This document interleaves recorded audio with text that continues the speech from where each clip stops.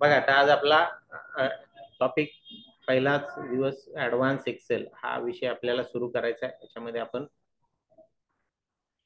जरी तुमचं एक्सेल याच्यापूर्वी झालेलं असेल तर मी थोडीशी त्याची रिव्हिजन घेणार आहे, त्याच्यावर थोडेसे प्रॅक्टिकल देणार आहे.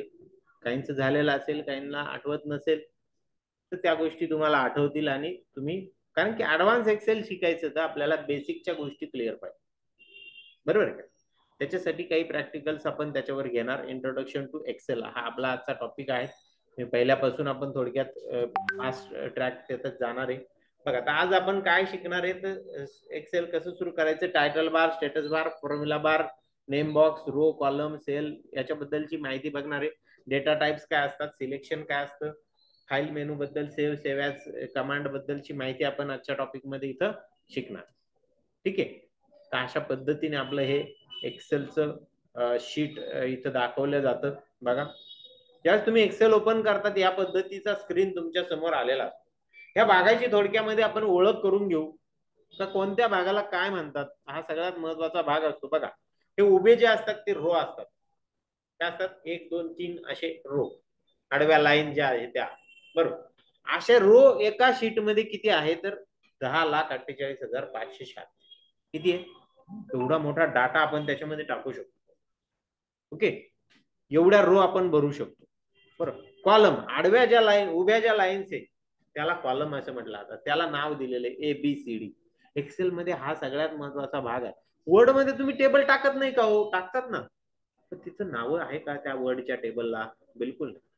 कोणत्या कॉलमला काय नाव, हे नाव नाही, इथं नाव दिलेलं आहे का नाही, ABCD 1 2 3 4 असे कॉलम, टोटल 16,384 कॉलम. किती मोठा डाटा आपण एका शीट मध्ये टाकू शकतो, बरोबर. त्याला ABCD, मग तुम्ही म्हणाल ABCD नाव दिलं तर झेड पर्यंत 26च होतात, बरोबर आहे का? मग पुढे पुढे मग A B A C असं सुरू होतं आणि शेवटचा कॉलमला नाव आहे XFD. काय नाव आहे? XFD हे नाव. असं हे 16,384 व नाव. ठीक आहे. त्याच्यानंतर बघा हा डी कॉलम, बरोबर. आणि डी कॉलम मध्ये आपण 9व्या रोला आहोत. ज्यावेळेस तुम्ही 9व्या रोला आहात तिथं बघा एक हायलाइटेड तिथं बॉक्स दिसतो आहे का, तुम्ही या 9व्या रोवर आहात हे आपल्याला इंडिकेट होत असतं, तिथं होतं का? हे दोन्ही ज्या ठिकाणी छेदतात त्याला सेल असं म्हटलं जातं. काय म्हटलं जातं? सेल. आणि त्या सेलला एक नाव असतं, त्याला सुद्धा नाव काय आहे, त्या कॉलमचं पहिले नाव डी आणि रोचं नाव 9, म्हणजे D9 हे त्या सेलचा ऍड्रेस झाला. काय झाला? D9. म्हणजे प्रत्येक भागाला नाव आहे, इथं रेफरन्स आपल्याला मिळतोय, त्याच्यामुळे आपण इझिली त्याच्यामध्ये काही गोष्टी कॅल्क्युलेट करू शकू.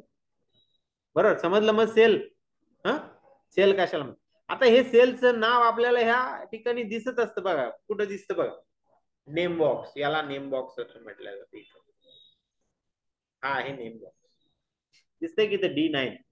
आपला ज्या ठिकाणी कर्सर आहेत, ज्या ठिकाणची पोझिशन आहे आपण घेतलेली, त्याचं नाव आपल्याला इथं दिसतं, याला नेम बॉक्स असं म्हणतात. आपल्याला जर नाव पटकन काढता आलं नाही तर तिथं बघायचं फक्त त्या नेम बॉक्स, पटकन आपल्याला त्या सेलचा ऍड्रेस आपल्याला तिथं दिसेल. ठीक आहे. त्याच्यानंतर बघा पुढे आहे हा फॉर्म्युला बार. काय फॉर्म्युला, आपण ज्या काही गोष्टी त्या सेलमध्ये टाईप करतो त्या आपल्याला इथं दिसत असतात.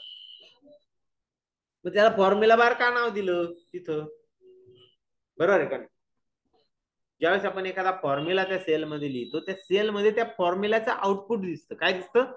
समजा आपण 50 अधिक 50 असा फॉर्म्युला जर आपण लिहिला त्या सेलमध्ये, तर तिथे 100 हे आउटपुट दिसेल त्या सेलमध्ये D9 मध्ये.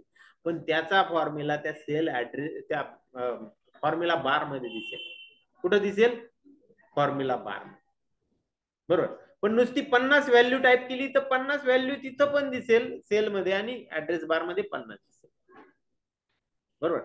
पण फॉर्म्युला टाईप केला असेल तर तो फॉर्म्युला बार मध्ये दिसेल आणि त्याचा आउटपुट कुठे दिसेल, तर सेल मध्ये. ठीक आहे. समजलं मग फॉर्म्युला बार या ठिकाणी आपल्याला फॉर्म्युला टाईप करता येऊ शकतो, तो आपल्याला तिथं दिसतो. आपण टाईप करतो सेलमध्येच, पण टाईप तो तिथं पण होतो. तिथं इथं टाईप करून सुद्धा आपण सेलमध्ये तो घेऊ शकतो. खाली जे आहे ते आहे शीट. एक्सेल मध्ये अनलिमिटेड शीट टाकू शकतो आपण. शीट 1. आता एका शीट मध्ये किती रो किती कॉलम इतक्यात बघितले आपण, बघितले का नाही? किती मोठं महाप्रचंड शीट आपलं आहे. अशा अनेक शीट आपण एका फाईलमध्ये टाकू शकतो. पहिलं बाय डिफॉल्ट शीट 1 नावाचं पहिलं शीट आहे. आणि तिथंच बघा, इथं प्लसचं साईन इथं आलेलं आहे का? त्या प्लसच्या साईनवर क्लिक करून आपण काय करू शकतो, आणखी शीट वाढवू शकतो. शीट 2, शीट 3, शीट 4 अशी नावं येत चालतात ऑटोमॅटिक. आणि या शीटला आपण नाव सुद्धा बदलू शकतो. आपण जी काही माहिती टाकणार आहे त्याचं नाव आपण तिथं देऊ शकतो. त्याला रिनेम पण करतात. हे आपल्याला पुढे जाऊन शिकायचं आहे, शीटचं नाव कसं बदलायचं. ओके. पुढे बघा, ह्या सगळे शीट जेव्हा एकत्र येतील, सगळे रो कॉलम आणि शीट एकत्र येतील, त्या सगळ्यांना वर्कशीट असं म्हटलं जातं. सगळ्यांच्या सगळ्या शीटच्या एकत्रीकरणाला काय म्हटलं जातं? वर्कशीट. त्यालाच वर्कबुक असं पण आपण म्हणतो थोडक्यामध्ये, नाही का? असं हे आपलं एक्सेलचं वर्कशीट तयार होतं. त्याच्यामध्ये अनेक रो, अनेक कॉलम्स, अनेक सेल्स आणि प्रत्येकाला नाव तिथं आपल्याला दिले. बरं, ही बाकीची गोष्टी तुम्हाला माहिती दिली नाही. वरती जो असतो तो टायटल बार, त्याच्या खाली असतो टॅब्स असतात, त्याच्या खाली असते रिबन असते, बरोबर ना? आणि मग त्याच्यावरून आपल्याला कमांड देता येतात बघा. हा टायटल बार, हा टॅब्स असतात इथं, होम टॅब वगैरे वगैरे असे टॅब्स आपल्याला. आणि या टॅबच्या अंडर येणाऱ्या ज्या काही कमांड्स आहे या रिबनवर आपल्याला इथं दिसत असतात. या साईडला उजव्या साईडला इकडे कंट्रोल बटन्स असतात, 4 control button, minimize, maximize, restore आणि क्लोज. त्याचा उपयोग करून आपण ते ऍप्लिकेशन मिनिमाइज, मॅक्झिमाइज किंवा क्लोज बंद करू शकतो. उजव्या साईडला इकडं, डाव्या साईडला इकडं इथं क्विक ऍक्सेस टूल बार असतो. त्याच्यावर ज्या महत्वाच्या ज्या काही कमांड्स आहे, 2-3 कमांड, जसे सेव्ह झालं, अंडू झालं, रिडू झालं, त्या कमांड तुम्हाला तिथं बाय डिफॉल्ट आलेल्या असतात, बरोबर? आणि आपल्याला अजून ऍडिशनल काही कमांड्स तिथं काय करता येतात, घेता येतात. ठीक आहे, समजलं मग एक्सेलचं एक व्ह्यू समजला तर काय काय ह्या गोष्टी ह्या एक्सेलच्या याच्यामध्ये असतात. त्याच्यानंतर बघा, इकडं उजव्या साईडला स्क्रोल बार असतो, आहे का? हा स्क्रोल बार स्क्रीन वरती खाली घेण्यासाठी हा व्हर्टिकल स्क्रोल बार असतो, आणि खाली एक हॉरिझॉन्टल स्क्रोल बार असतो बघा. इथं दिसतोय की इथं उजवीकडे डावीकडे घेण्यासाठी, कारण की भरपूर कॉलम आहे ना आपल्याकडे, तर तिकडे जायचे त्या स्क्रोल बारचा उपयोग करून आपण जाऊ शकतो, बरोबर? असे स्क्रोल बार पण आपल्याला एक्सेल शीट मध्ये आपल्याला इथे दिसतात. ठीक आहे. आता ह्या एक्सेल मध्ये डेटा टाईप बघायचे आपल्याला, बघायचे डेटा टाईप इन एक्सेल. 3 प्रकारचे डेटा टाईप आहे. पहिला आहे लेबल, दुसरा नंबर आणि तिसरा फॉर्म्युला किंवा फंक्शन. बरं, ए टू झेड कॅरेक्टर म्हणजे लेबल डेटा होय. लेबल सेल मध्ये टाईप केल्यावर सदर डेटाची अलाइनमेंट बाय डिफॉल्ट लेफ्ट साईडला, आता तो जो आपला कॉलम असतो त्याच्या लेफ्ट साईडला अलाइन होईल.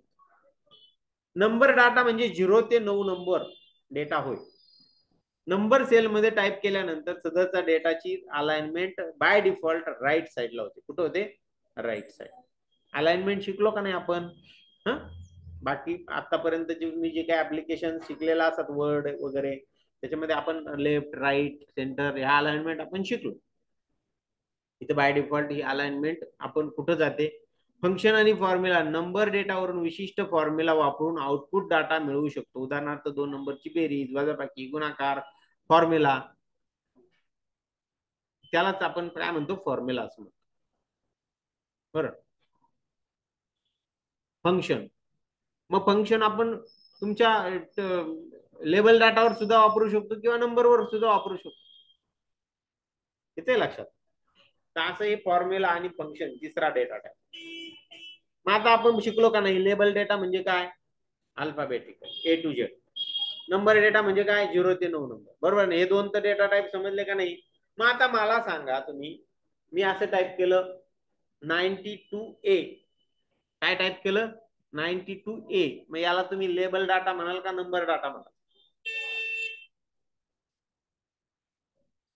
काय म्हणाल? सांगा पटकन. लेबल म्हणाल का नंबर? दोन्ही आहे, बरोबर आहे का नाही? दोन्ही नाहीये, तो लेबल डाटा. तो काय झाला, ज्याच्यात अल्फाबेट आला, 10 नंबर आले आणि एकच अल्फाबेट आला तरी तो लेबल डाटा. 10 नंबर आले, एखादा स्पेशल कॅरेक्टर आला तर तो लेबल डाटा झाला. नंबर डाटा म्हणजे फक्त 0 ते 9 नंबरच आले पाहिजेत तरच तो नंबर डाटा, तर त्याच्यावर न्यूमरिक कॅल्क्युलेशन होईल, लक्षात घ्या.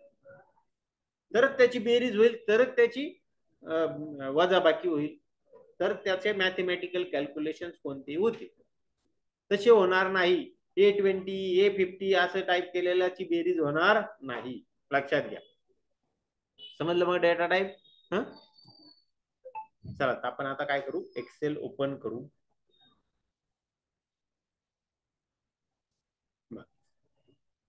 स्टार्ट वर मी क्लिक करतोय, इथं एक्सेल असं टाईप करतो सर्च बॉक्स मध्ये.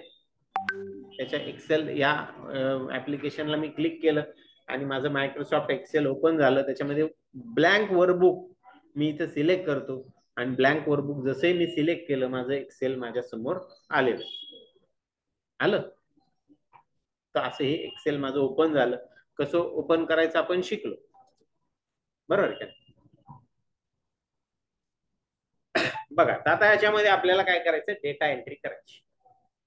कारण की कोणती गोष्ट आपल्याला टाईप करायची म्हणजे शिकायची आहे, तर त्याला पहिले डाटा टाईप करावा लागेल आणि योग्य तो डाटा टाईप करायला लागेल. तर मी एक इथं एम्प्लॉई सॅलरी स्टेटमेंटचा डाटा इथे घेतलेला आहे, ज्याच्यामध्ये एम्प्लॉई नंबर, एम्प्लॉईचं नाव, joining date, gross salary, DA, HRA आणि नेट सॅलरी असे काही कॉलम घेतले आणि ते मी इथं टाईप करणार आहे. करायचे टाईप. चला मी करतो सुरू, इथं टायपिंग सुरू करतो. चला डेटा एंट्री करूया. एक्सेल मध्ये सुरुवात करतो मी. पहिले हेडिंग टाईप करतो, एम्प्लॉई सॅलरी स्टेटमेंट. मग ते हेडिंग, कॉलमचे हेडिंग टाकले. एक एक रेकॉर्ड मी टाकत चाललोय. बघा दुसरं, तिसरं, चौथं. मी थोडं स्पीडली टायपिंग करतोय, बरोबर आहे का नाही? आपल्याकडे वेळ कमी आहे, मी पटकन टाईप करतोय. झालं माझं टायपिंग पूर्ण झालं, बरोबर. ते माझं, तुम्हाला ते टाईप करायचं आहे. तुम्हाला काही एवढं फास्ट टाईप करता येणार नाही. तुम्हाला प्रॅक्टिकल मी देणार आहे, त्या प्रॅक्टिकल बुक करून तुम्ही ते टायपिंग करायचंय. आता आपण काय करायचं, तर त्याचे कॉलम ऍडजस्ट करू व्यवस्थित. आता काय होतं, इथं मी टायपिंग केल्यानंतर काही गोष्टी झाकल्या जातात. उदाहरणार्थ एम्प्लॉई नेम पूर्ण दिसत नाही बघा, जॉईनिंग डेट, ग्रॉस सॅलरी, नाव दिसतंय का आपल्याला? नाही दिसत. मग याला आपल्याला कॉलमला ऍडजस्ट करावं. मग कॉलमला ऍडजस्ट कसं करायचं, तर त्याच्यासाठी जे कॉलमला आपल्याला ऍडजस्ट करायचंय, मग कॉलम आपल्याला ऍडजस्ट करण्यासाठी मी जातोय कॉलम ऍडजस्टमेंट कडे. माझ्या याच्यामध्ये आलो आपण. इथे एम्प्लॉई ने, ज्यावेळेस आपल्याला दोन कॉलम मधलं अंतर वाढवायचं आहे, हे जे कॉलम आहे वर उभे, त्या कॉलमच्या मध्ये ज्यावेळेस तुम्ही जातात, त्याचा डबल हेडेड आरो त्याचा होता. याला पकडून तुम्ही असं इकडे उजव्या साईडला ड्रॅग केलं का तो कॉलमची विड्थ वाढ आहे का, वाढली. बघा इथे जॉईनिंग डेट आहे, या जॉईनिंग डेटला इथं आलो मी. इथं आल्यानंतर इकडे मी राईटला ड्रॅग केलं, वाढलं जॉईनिंग डेट. किंवा दुसरी मेथड, त्यावर डबल क्लिक करणं, त्याला ऑटो फिट करणं असं म्हणतात. काय म्हणतात? Auto fit. बघा मी इथं डबल क्लिक केलं, ते कमी झाली. डबल क्लिकने कमी होते का? नाही. त्यामध्ये मोठ्यात मोठी जी काही टेक्स्ट किंवा व्हॅल्यू टाईप आहे, त्याच्या एवढी त्याची विड्थ वाढ. आता बघा ग्रॉस सॅलरी, ग्रॉस सॅलरी मध्ये सॅलरी नाव पूर्ण दिसत नाही. मी ज्यावेळेस इथं त्या डी आणि ईच्या मध्ये मी डबल क्लिक करणार, त्यावेळेस सॅलरी, ग्रॉस सॅलरी या नावा एवढा तो कॉलम झाला, ते पूर्ण दिसेल एवढा तो कॉलम झाला. समजते? काही कॉलम कमी पण होतील, उदाहरणार्थ DA HRA यांचे हेडिंग छोटे छोटे, मग ते कमी पण होतील, पण मी तसे आहे तसे ठेवतो. आलं लक्षात? मग अशा पद्धतीने मी हा डाटा टाईप केला. टाईप केल्यानंतर मी याला काय करतोय, सेव्ह करतो. पहिले काम काय करायचं, डेटा टाईप झाला का सेव्ह करायचं काम करायचं, कारण की लाईट केव्हा जाईल भरोसा नाही, बरोबर. ज्या वेळेस तुम्ही डेटा एंट्री करतात, पहिली फाईल घेतात, पहिल्या फाईलला बाय डिफॉल्ट book1 असं नाव वरती आलेलं असतं. आता मी ही फाईल थोडीशी सेव्ह केली म्हणून इथं डेटा 01 नाव आलेलं, पण तू काय नाव आलेलं असतं, book1. आणि मग तुम्ही इथून फाईल मेनू मधून तिला काय करायचं, सेव्ह करायचं. फाईल वर क्लिक केलं, त्याच्यामध्ये सेव्ह ॲज कमांड आहे किंवा सेव्ह कमांड, तुम्ही कोणतीही कमांड दिली तरी पहिल्या वेळेस ही सेव्ह ॲजच कमांड तिथे लागू होणार. मग मी सेव्ह ॲज दिलं आणि बाय डिफॉल्ट तुमच्या डॉक्युमेंट फोल्डर मध्ये कधीही ती सेव्ह करावी. मी इथून डॉक्युमेंट फोल्डर सिलेक्ट करायचं. बघा मी डॉक्युमेंट फोल्डर सिलेक्ट करतो. सिलेक्ट करून तिथं आपण नाव देणार, आपलं तुमचं स्वतःचं नाव द्यायचं आणि डॅश करून 01 असं नाव मी तिथं देतो आणि सेव्ह झाली. माझी आयडियल डॅश 01 या नावाने ही फाईल काय झाली, सेव्ह झाली. तुम्ही तुमचं स्वतःचं नाव द्याला आणि 01 बरोबर. तुम्ही त्या डॉक्युमेंट फोल्डर मध्ये तुमच्या स्वतःच्या नावाचं फोल्डर तयार केलं, त्यात तुमची फाईल सेव्ह केली तरी चालणार आहे. लक्षात घ्या, ज्याला फोल्डरचं मॅनेजमेंट जमतंय त्याने फोल्डर मध्ये सेव्ह करा. पण मी सांगेल डॉक्युमेंट मध्ये का, तर ते डिफॉल्ट फोल्डर आहे याचं कॉम्प्युटरचं, की ज्याच्यामध्ये सगळे डॉक्युमेंट सेव्ह होतात. मग सेव्ह झाल्यानंतर आता पुढच्या बाकीच्या गोष्टी आपल्याला करायच्या आहे.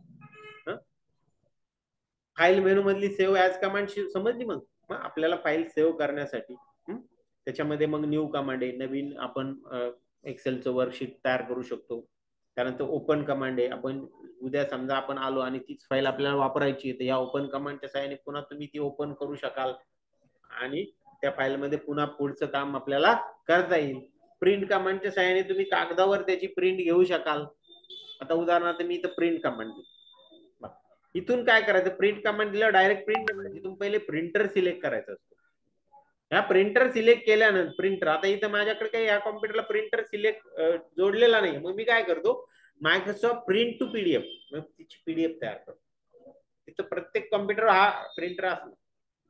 हा सिलेक्ट केला आणि इथं किती कॉपी प्रिंट करायच्या, बरोबर, त्याचे पेपरची साईज कोणती पाहिजे, पेज कुठून तर कुठपर्यंत प्रिंट करायचं, समजा 1 पासून ते 10 पर्यंत. तर माझ्याकडे 4 पानं नाहीचे, मग तो 4 प्रिंट करणार नाही, तो भाग वेगळा. पण तुम्ही 1 ते 1 दिलं तर पहिलंच पान प्रिंट होईल. तुम्हाला सर्व प्रिंट करायचं तिथं देण्याची रेंज देण्याची गरज. प्रिंट म्हटलं जसं प्रिंट म्हणाल तसं बघा, तो आपल्याला फाईलचं नाव विचारतो. मी एक फाईलला नाव दिलं,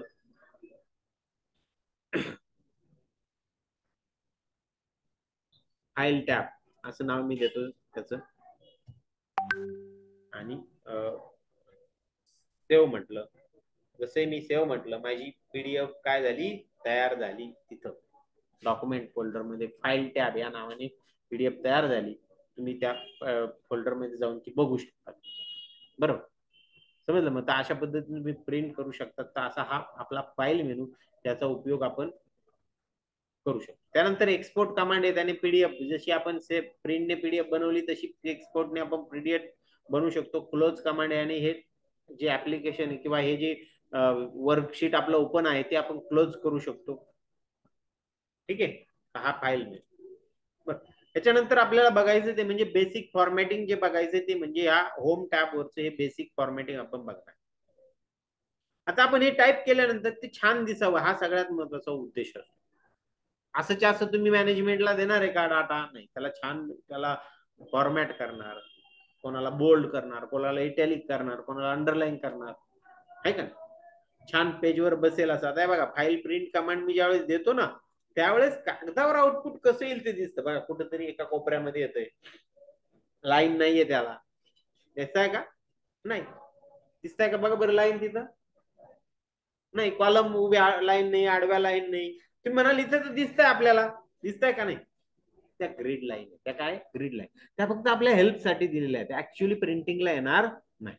तुम्हाला जर प्रिंटिंगला आणायच्या असतील तर त्याच्यासाठी तुम्हाला तो डाटा सिलेक्ट करावा लागेल. बघा अशा पद्धतीने मी तुम्ही माऊसने त्याला सिलेक्ट करू शकतात आणि सिलेक्ट करून त्याला इथं बघा, या होम टॅबवर इथं फॉन्ट ग्रुप आहे. फॉन्ट ग्रुप मध्ये इथं बॉर्डर कमांड, या बॉर्डर कमांडच्या सहाय्याने इथं ऑल बॉर्डर सिलेक्ट करायचं. आले का आता बॉर्डर, बघा बरं. आता प्रिंट कमांड देऊन बघतो मी, आता दिसते का नाही छान बॉर्डर, आहे ना, बरोबर. याच्यामध्ये मी काय करतो, आणखी एक रेकॉर्ड ऍड करतो, EMP -011.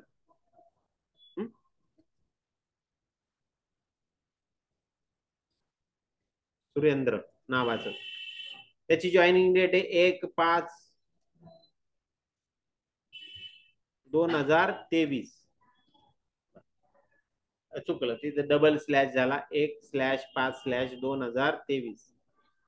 Enter. Joining date. Gross salary त्याची आहे समजा 6,700. नवीनच जॉईनिंग आहे म्हणून पगार कमी आहे.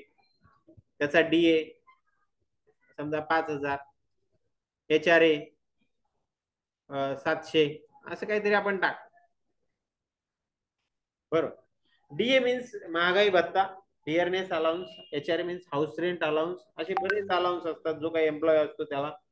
काही कटिंग पण असतात, PF प्रॉव्हिडंट फंड हे त्यातून हे त्याच्यात ऍड होतात. ही झाली ग्रॉस सॅलरी. आता नेट सॅलरी कशी येणार, तर ग्रॉस सॅलरी अधिक DA प्लस HR अशा पद्धतीने ते येणार. बघा या ठिकाणी मी तुम्हाला जो डाटा टाईप तुम्हाला शिकवला, त्या डाटा टाईप मध्ये हे जे नंबर आपण टाईप केले किंवा नावं टाईप केले, हा लेबल डाटा होता. बाय डिफॉल्ट तो कुठे झाला, लेफ्ट साइडला अलाइन झाला. बघा EMP001 हे कुठे झाले अलाइन, लेफ्ट साइड. त्याच्यात जरी 001 002 नंबर असतील तरी तो लेबल डाटाच ग्राह्य धरला जाईल, कारण की त्याच्यात अल्फाबेट आलं आहे म्हणून तो काय होईल, नंबर डेटाच ग्राह्य धरला जाईल. बघा इथं ग्रॉस सॅलरी याच्यामध्ये प्युअरली नंबर आहे, ऑटोमॅटिकली राईटला झाले का नाही अलाइन. DA HRA याच्यात पूर्ण नंबर आहे. या नंबरवर आपल्याला कॅल्क्युलेशन, 2 डाटा टाईप समजले दिसले आता इथं. आता तिसरा डाटा टाईप, तिसरा कोणता, फॉर्म्युला किंवा फंक्शन. फॉर्म्युला. आता सॅलरी जी आहे ही सॅलरी काहीतरी कॅल्क्युलेशन करून येणार आहे का नाही. कॅल्क्युलेशन साठी तुम्ही कॅल्क्युलेटर ओपन करत बसाल का, बिलकुल. कॅल्क्युलेशन साठी कॅल्क्युलेटर ओपन करत बसायची गरज नाही. तुम्ही काय करणार, कोणताही फॉर्म्युला टाकायचा आहे त्याला इक्वल टू साइन द्यायचं. कोणताही फॉर्म्युला कशाने सुरू होणार, इक्वल टू साइन. बरोबर. आणि मग तुम्ही कॅल्क्युलेटर घेतलं तर काय करणार, असं लिहिणार 12,000 आहे ना, अधिक प्लस, प्लसचं साइन घेतलं आलं. नंतर 9,600 प्लस 1,440 हा झाला तुमचा फॉर्म्युला. एंटर दिला तर त्यांची बेरीज करून तिथं व्हॅल्यू आपल्याला दिसेल. दिसते का व्हॅल्यू, बेरीज करून किती आली, 23,040 एवढी त्याची सॅलरी, ग्रॉस सॅलरी. म्हणजे त्याच्या हातात एवढे पैसे मिळणार. येते. आता मी त्या सेलवर परत जातो, बघा वर अप एरोने क्लिक केलं, आता त्याचा आउटपुट आपल्याला त्या सेलमध्ये दिसते. आपल्याला G3 सेल मध्ये बघा, तुमच्या ऍड्रेस बार मध्ये तुम्हाला तो G3 सेल पण दिसतोय का. आणि फॉर्म्युला बार मध्ये बघा तो फॉर्म्युला दिसतोय का, फॉर्म्युला बार मध्ये फॉर्म्युला आलं लक्षात. मग आपल्याला फॉर्म्युला जर एडिट करायचा असेल तर तुम्ही ह्या फॉर्म्युला बारवर क्लिक करून इथे एडिटिंग करू शकता. 40चं 60 करायचं, बघा 60 एंटर झालं. बघा समजलं, आलं लक्षात. मग फॉर्म्युला कसा टाकायचा, वजाबाकी करायची तर वजा द्यायचं तिथं फक्त, बरोबर आहे का नाही. समजा HRA वजा करायचा आहे तर तुम्ही काय करणार, इक्वल टू 13,500 अधिक 10,800 वजा 16,20 असं टाईप करणार. बघ आता लक्षात घ्या की आपल्याला इथं आपण फॉर्म्युला तर टाकला, असंच फॉर्म्युला असंच तुम्ही कॅल्क्युलेशन करणार का नाही, कॅल्क्युलेटर घेतल्यावर काय वेगळं करणार काही. आता इथं दुसरा फॉर्म्युला टाकण्याची पद्धत ती म्हणजे, दुसरी पद्धत म्हणजे सेल ऍड्रेस देणं. काय देणं म्हणजे 13,500 ज्या सेलमध्ये आहे त्या सेलचा ऍड्रेस आपण इथं टाईप करा. कोणत्या सेलमध्ये सांगा बरं मला पटकन. 13,500 कोणत्या सेलमध्ये, डी कॉलम मध्ये आहे, म्हणजे डी. कोणत्या रो मध्ये आहेत, 4 नंबरच्या म्हणून D4. इथे मी काय टाईप करणार, D4 plus E4 plus F4. बरोबर आहे का नाही, आहे का नाही, असंच आहे ना. बघा तिथे ऑटोमॅटिक हायलाइट, जसं तुम्ही टाईप केलं तसं हायलाइट झाले तिथं सेल झाल्या का. मी ज्या फॉर्म्युल्यामध्ये टाईप केला त्या ऑटोमॅटिक इथे हायलाइट झाल्या. तुम्हाला इंडिकेट पण करतोय कोणत्या मी सेल घेतल्या फॉर्म्युल्यामध्ये. देऊ एंटर. आता झालं, आलं. त्याने पण बेरीज आली, याने पण आली. तुम्हाला कोणतं सोपं वाटलं सांग. पहिलं का दुसरं? दुसरं. बऱ्याच जणांना सुरुवातीला ज्यावेळेस एक्सेल शिकतो ना आपण, त्याच पहिलं सोपं वाटतं. का? कोण ऍडॅक असं बघत बसेल डी मध्ये की ई मध्ये, आहे का नाही? अहो पण मग नंतर तुम्ही जर याच्यात बदल केला, समजा ही 13,500 नाहीये, ते चुकून 13,500 झालं, 11,500 ची त्याची सॅलरी, ऑटोमॅटिक नेट सॅलरी मध्ये लगेच इफेक्ट पडला, लगेच लगेच कॅल्क्युलेट. कारण की आपण त्याला सांगितलं त्याच्यात जी व्हॅल्यू टाईप आहे ना ती, मग आपण ती जर बदलली त्या सेल मधली व्हॅल्यू, तर तो त्याच्या टोटल मध्ये बदल करेल. बघा इथं 9,600 नाही, इथं 9,500 आहे समजा. बघा बरं, आता 23,060 या व्हॅल्यू मध्ये कमी होतं का? नाही झालं. कारण की तिथं आपण त्याला सांगितलंय का 9,600 डायरेक्ट टाईप केलं. आता तुम्हाला एखाद्याला जर ते अवघड वाटलं असेल ना, का फॉर्म्युला टाईप करताना खूप सेल ऍड्रेस बारीक बघावा लागतो, चुकू पण शकतो, तर त्याला दुसरा पर्याय आहे बघा, इक्वल टू कोणता सेल? 7,500 असेल, डायरेक्ट क्लिक करा. बघा सेल ऍड्रेस येऊन गेला, तिथे आला का? D5 आला का? प्लस, फक्त प्लस, लगेच पुढच्या सेलवर टाईप करा प्लस, परत तिसऱ्या सेलवर क्लिक करा. मग आला का ऍड्रेस? डायरेक्ट घेऊन टाकतो तो क्लिक केल्यानंतर. मग आलं का नाही? आणखी सोपं झालं का नाही? बघा बरं, समज. अशा पद्धतीने तुम्ही इथं काय करू शकाल, ही सॅलरी, नेट सॅलरी काढू शकला फॉर्म्युला टाकून. आता आणखी महत्वाची पद्धत, भाग काय? प्रत्येकाला तुम्ही हे करत बसणार का? तर नाही. आपल्याकडे छान इथं क्लिपबोर्ड ग्रुप आहे बघा, आहे का? हा clipboard group, copy cut copy paste, तर कमांड परिचित आहात तुम्हाला. तो पुन्हा सांगतो का कॉपी कमांड काय करते, तर कॉपी करण्याचं काम करते. ही जी माहिती मी आता सिलेक्ट केलेली 14,400, ही तू कॉपी करेल, केलं कॉपी. कॉपी केल्यावर पेस्ट कमांड ऍक्टिव्हेट झाली बघा, कॉपी कमांड दिल्यानंतर, बरोबर. आणि ही व्हॅल्यू मला ह्या सेलमध्ये पेस्ट करायची आहेत, तर मी काय कमांड देईल? पेस्ट. मग काय पेस्ट होईल तिथं? 14,400 पेस्ट होईल का? पेस्ट करतो. 17,856 पेस्ट झालं. कसं काय झालं? ते त्याने ती व्हॅल्यू पेस्ट नाही केली, तो फॉर्म्युला पेस्ट केला. मग तो फॉर्म्युला वरती तर काय होता बघा बरं, D5 plus E5 plus F5 होता. पेस्ट करताना काय झाला? तो D6 plus E6 plus F6 झाला. लक्षात येते का तुमच्या? फॉर्म्युला सुद्धा बदलून घेतला कॉपी पेस्टने, लक्षात घ्या, बरोबर. तर तो ऑटोमॅटिकली तो फॉर्म्युला सुद्धा जेवढा पुढे तुम्ही कॉपी कराल, आता समजा तुम्ही शेवटच्या सेलला कॉपी केला बघा, हे कॉपी केलेलं आहे मी 5 नंबरच्या रोच नेट सॅलरी कॉपी केली, आणि ती पेस्ट मी डायरेक्ट 12व्या रो मध्ये मी करतोय पेस्ट तिला, तिथं ती ऑटोमॅटिकली 12 म्हणजे 5 डायरेक्ट 12 झालं सेल ऍड्रेस, आहे का नाही? बदलला का नाही? जेवढ्या पुढे तुम्ही कॉपी कराल तेवढा पुढचा रो नंबर तेवढ्या त्याला समजतो, आणि तो तेवढा पुढचा रो नंबर घेऊन जातो. अशा पद्धतीने ह्या क्लिपबोर्ड ग्रुप मधल्या कॉपी पेस्ट कमांडचा सुद्धा आपल्याला तिथं काय होतो? उपयोग होतो. मग तुम्ही काय कराल? एक फॉर्म्युला टाकायचा आणि तो सगळ्या ठिकाणी काय करायचा? पेस्ट करून द्यायचा. बघा आता मी पेस्ट करतो, प्रत्येक ठिकाणी त्याची नेट सॅलरी ऑटोमॅटिक आली.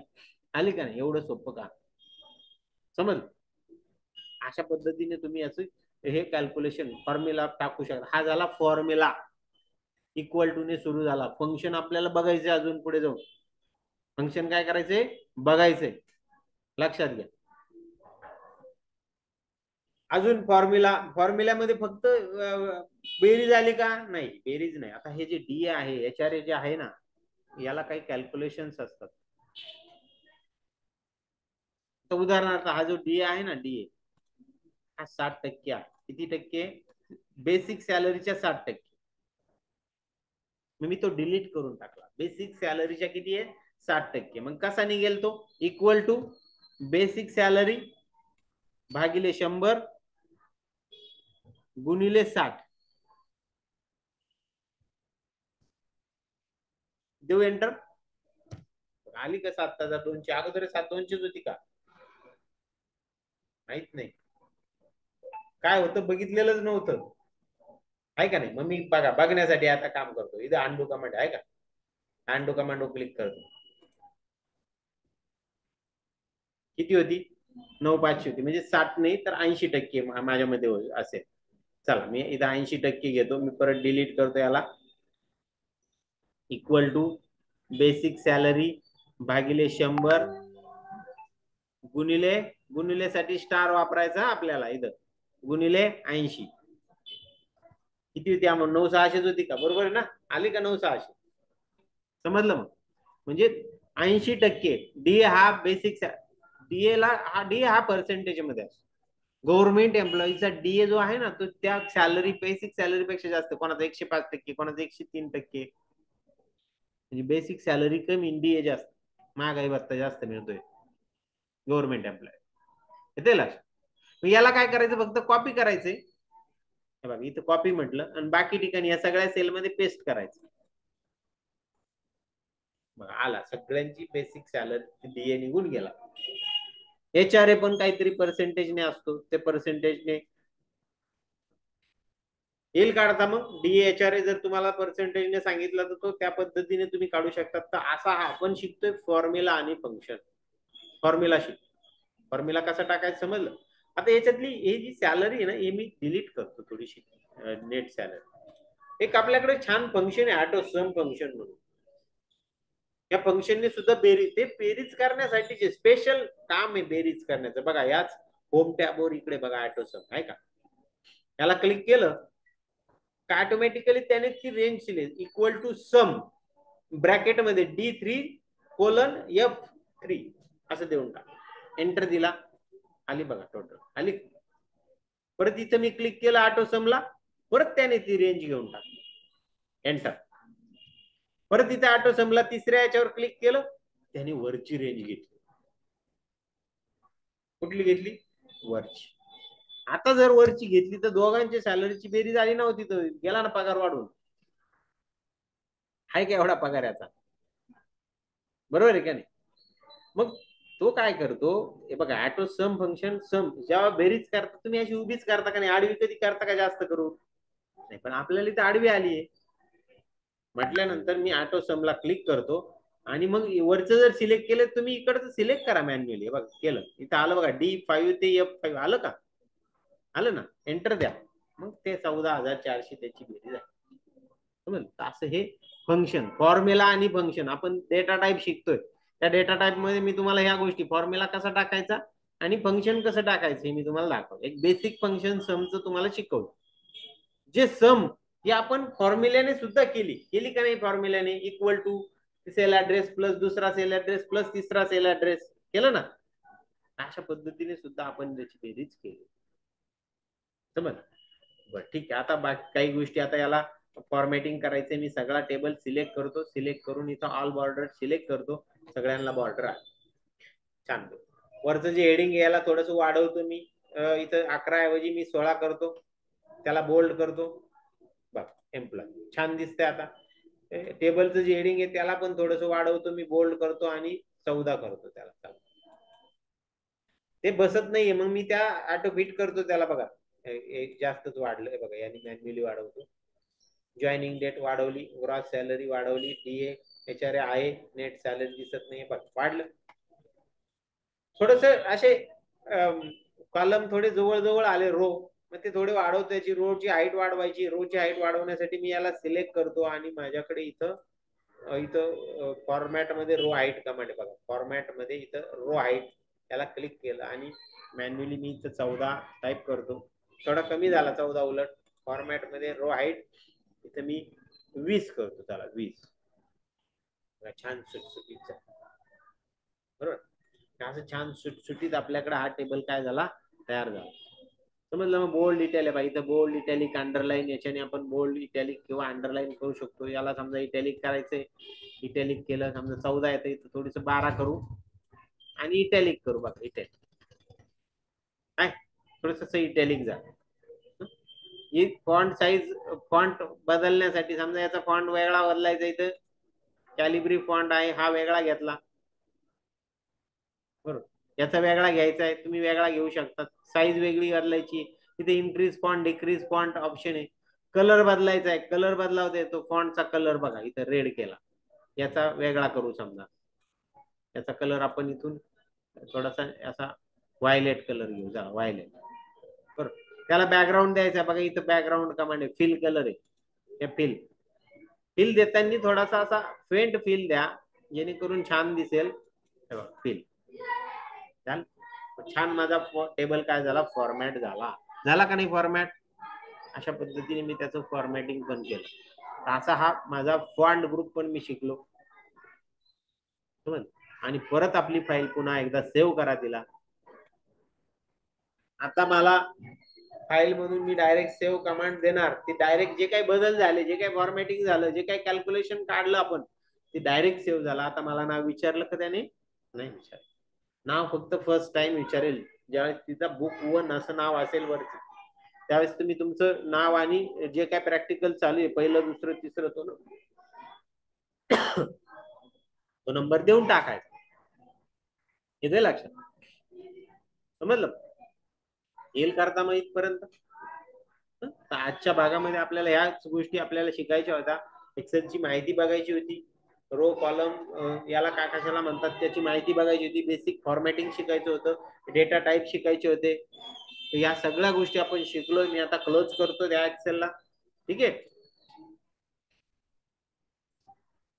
आता तुम्हाला प्रॅक्टिकल काय आहे, प्रॅक्टिकल पहिले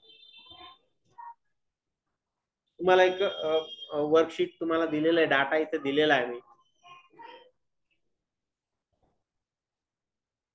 हा डेटा तुम्हाला तुमच्या एक्सेल शीट मध्ये टाईप करायचा छानपैकी. ज्या पोझिशनला सांगितलं त्याच पोझिशनला टाईप करा. तुम्हाला मी कॉलम नंबर आणि रो नंबर सह डाटा तुम्हाला तिथे दिलाय, त्याच रो मध्ये किंवा त्याच कॉलम मध्ये टाईप झाला पाहिजे. कारण की पुढच्या ज्या प्रश्न मी तुम्हाला दिलेले, पुढचे जे कमांड करायला लावलेलं आहे, त्याला मी सेल ऍड्रेस देऊन सांगितलेलं आहे ना. बघ, तुम्हाला वरील माहिती टाईप करताना योग्य कॉलम विड्थ सेट करायची आहे. नेट सॅलरी काढायची, तुम्हाला gross salary plus DA plus एचआरएचा फॉर्म्युला टाकायचा. तुम्हाला संपूर्ण टेबल सिलेक्ट करून फॉन्ट ग्रुप मधून बॉर्डर मधून ऑल बॉर्डर ऑप्शन सिलेक्ट करून त्याला सगळ्यांना बॉर्डर द्यायची आहे. टेबल हेडिंगला सिलेक्ट करून फॉन्ट साईज 14 बोल्ड करायची आहे. A2 ते G2 बघा सिलेक्ट करायला, त्याला 12 सिलेक्ट करायचंय तुम्हाला फॉन्ट आणि बोल्ड करायचंय.